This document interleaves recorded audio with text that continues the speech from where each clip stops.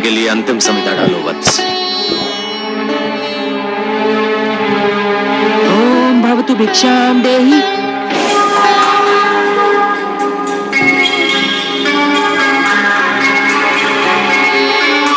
कहां जा रहे हो वत्स? यज्ञ समापन के अंतिम क्षण है ये, पूर्ण आहुति डालो।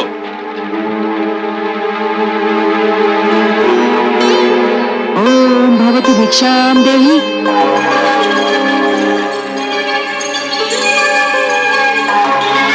बैठ जाओ वत्स, तुम यज्ञ छोड़कर कहीं नहीं जाओगे। भिक्षाम देहि राजन।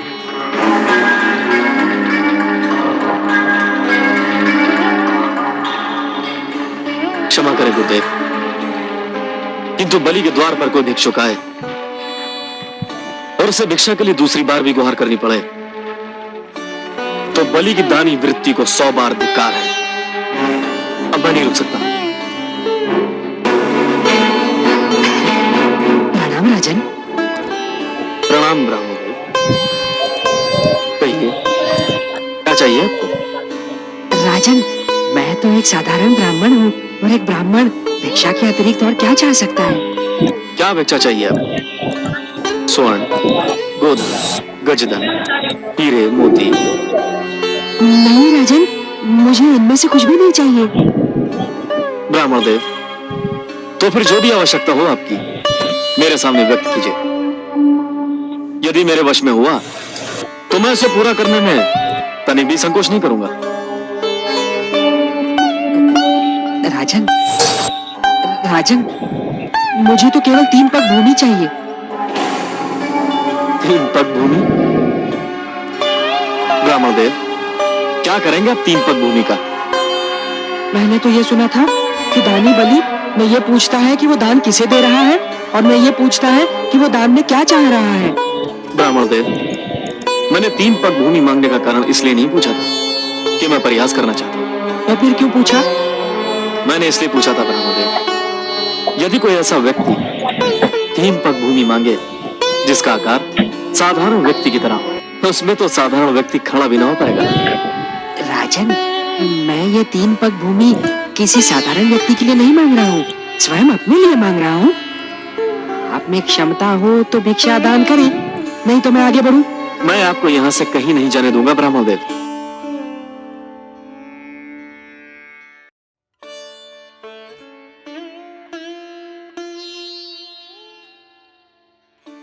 तब राजा बलि ने कहते हैं, बताइए प्रभु, ले लीजिए 3 पग भृति, मैं देने के लिए तैयार हूँ।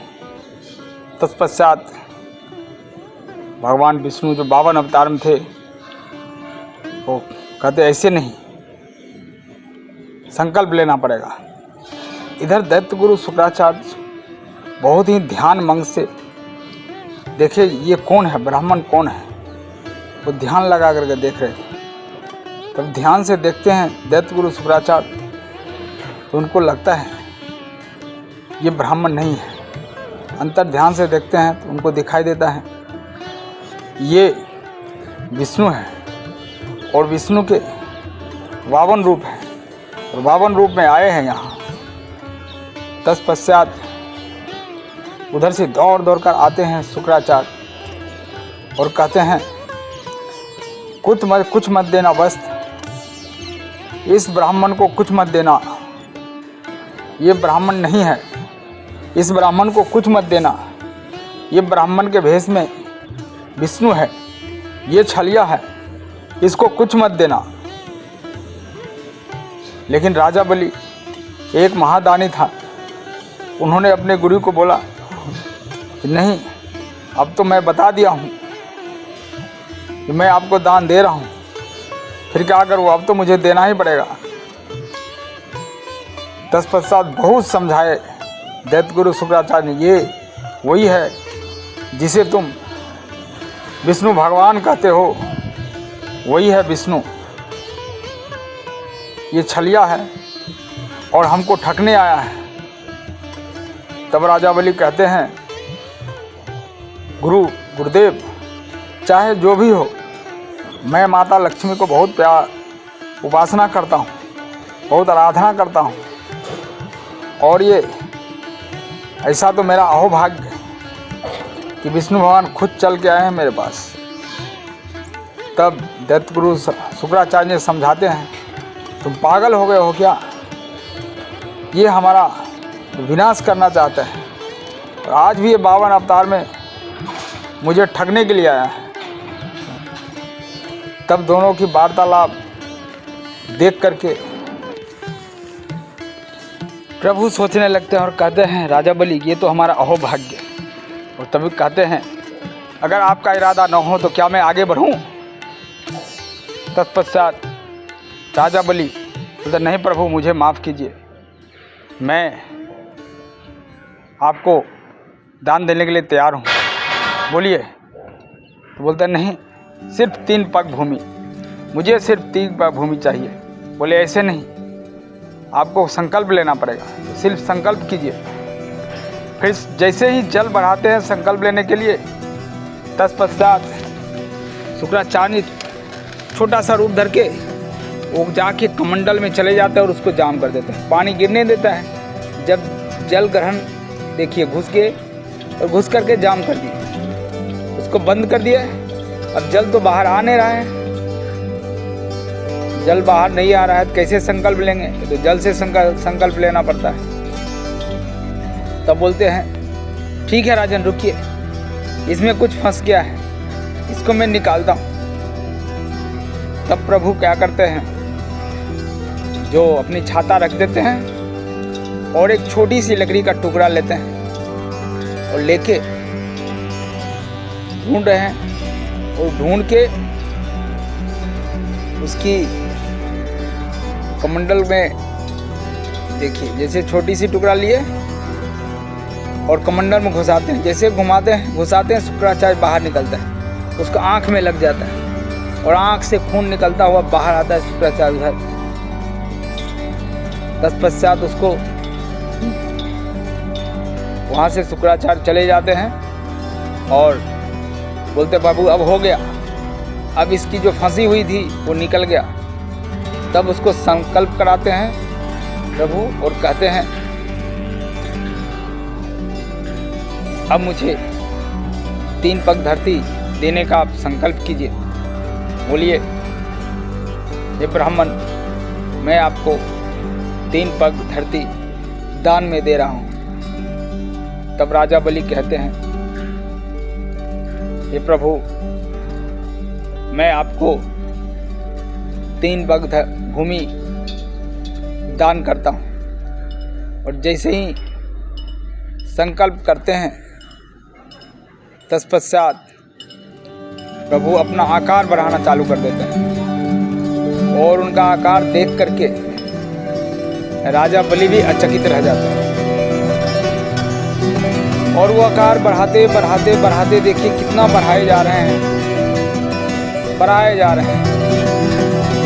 राजा बलि सोचते हैं अब रुकेगा इनका आकार, अब रुकेगा इनका आकार, लेकिन ये आकार तो बढ़ते ही जा रहा था।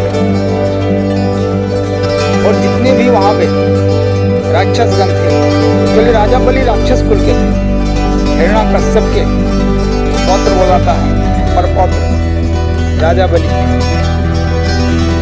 और वो भगवान विष्णु माता लक्ष्मी को बहुत बड़ा भक्त। लेकिन वो दैत्य गुरु शुक्राचार्य को लेके बाकावे अगर रास्ता भटक रहे। लेकिन जब भगवान ने बढ़ा हुआ आकार देखा, चेहरे पर बहुत खुशी हुई। तब जब पहला पैर उन्होंने बढ़ाया, पूरी आकाश लोक को नापने के लिए, पूरी आकाश लोक को जब नाप रहे थे, नापते नापते उनका पैर से एक जगह पे कहीं पहाड़ या बादल से टकराता है। पूरी आकाश लोक नाप रहे, पूरी आकाश लोक एक जगह थोड़ी सी बादल से टकराता है और उनके अंगूठे से खून निकलता है। और जब नीचे खून गिरता तो ब्रह्मा जी जो ध्यान में थे उनका नजर खुलता है और कहते हैं ये तो गंगा की उत्पत्ति हुई है। और उन्हें बोलते हैं अभी गंगा अगर पृथ्वी पे चली गई तो ठीक नहीं होगा, अभी गंगा को पृथ्वी पर जाने का समय नहीं। तत्पश्चात तुरंत ब्रह्मा जी आते हैं अपने और एक कमंडल लेते हैं और कमंडल प्रकट करके वो भगवान विष्णु से के पैर से जो निकला हुआ खून वो कमंडल में समाहित हो जाता है, पूरी कमंडल में समाहित कर लेते हैं। और देखिए कमंडल में किस तरह से तूफान मचाने लगती है गंगा। फिर परमपिता ब्रह्मा को गंगा प्रणाम करते हैं, जब प्रभु मुझे आज्ञा दीजिए, मुझे जाना है। हे परमपिता मुझे जाने की आज्ञा दीजिए, मुझे पृथ्वी लोक जाना है।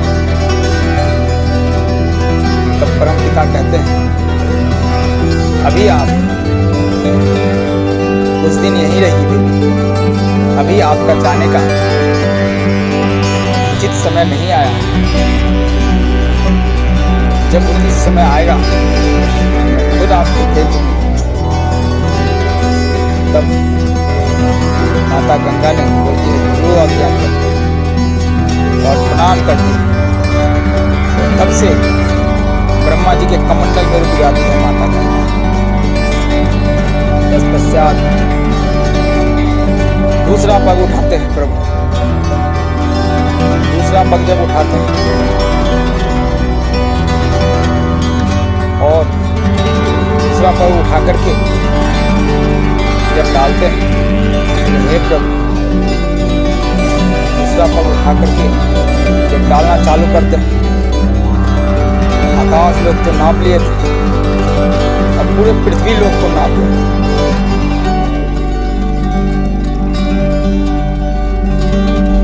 पूरे वायुमंडल, पूरे पताल एक ही पग में,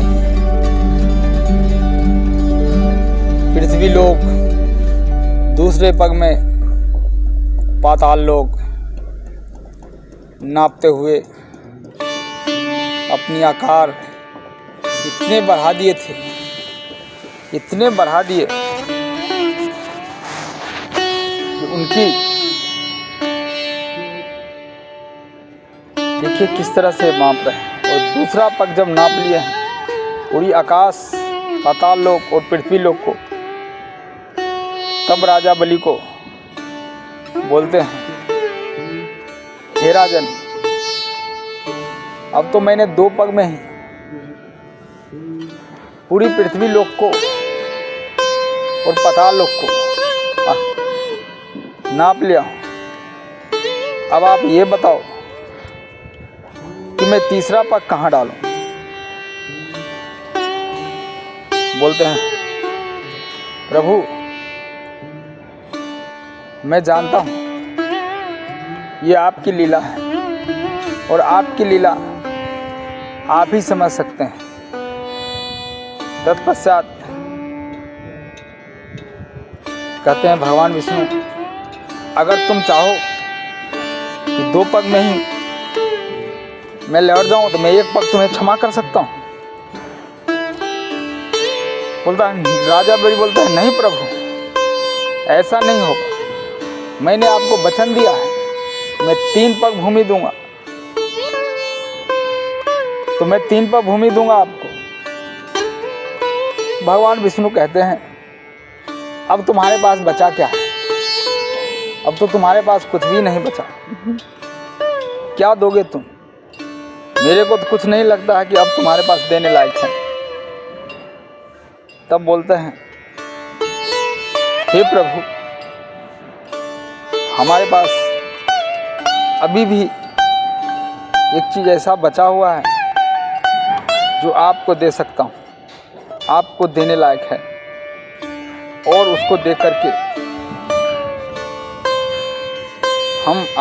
मैं अपना वचन पूरा करना चाहता हूँ। क्योंकि राजा बलि अपना वचन सदैव पूरा करता है और पूरा करेगा। हे प्रभु,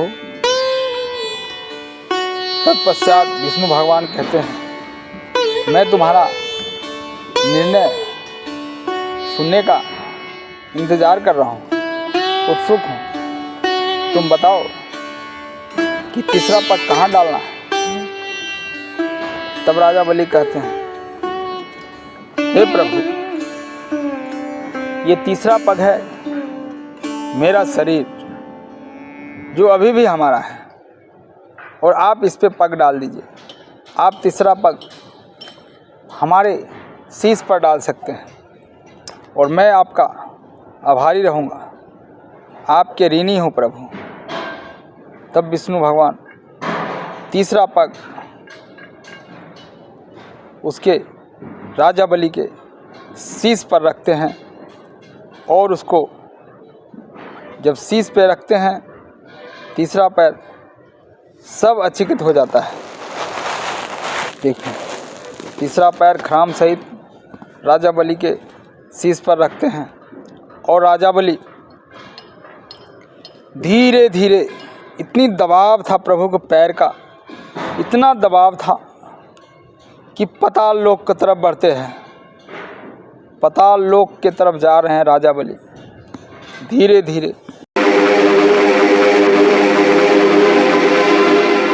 मैं धन्य हो गया प्रभु,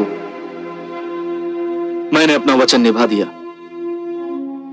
हाँ बलि, तुमने अपना वचन निभाया तो सही, पर जानते हो कि यह सब मैंने क्यों किया?